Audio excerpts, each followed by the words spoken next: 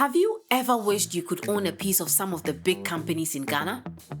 Well, you actually can by buying stocks. So today we'll break down what stocks are, how to buy them, and how you can make money from them in the simplest way possible. I'll try my best, okay?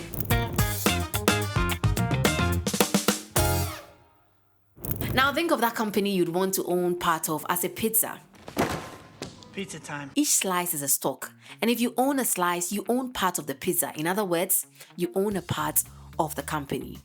I'm rich. So if a company has, say, 1,000 shares and you own 10, you literally own 1% of that company. Essentially, if you have stocks in a company, you basically own shares of that company. Here in Ghana, stocks are traded on the Ghana Stock Exchange. You need a licensed dealing member or a stockbroker if you want stocks. Now, the stockbroker is basically a firm that buys and sells securities on behalf of investors like you and I for a fee or commission. They also offer investment advice. The stock market is like their playground, and they are experts in the field. They monitor the market and trade there, so usually they have up-to-date information on securities on the market, and they are in the best position to advise you on which companies to invest in. Now let's talk about the process of acquiring stocks or buying shares of a company. You need to first open a depository account with a broker.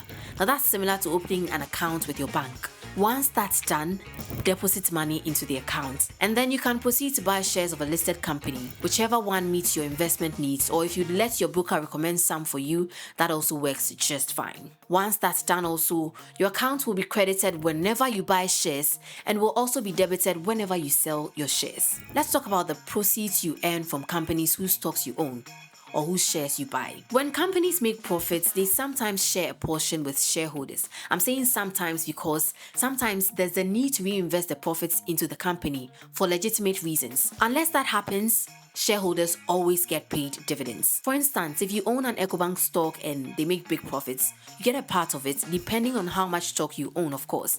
Remember, the company is just like pizza.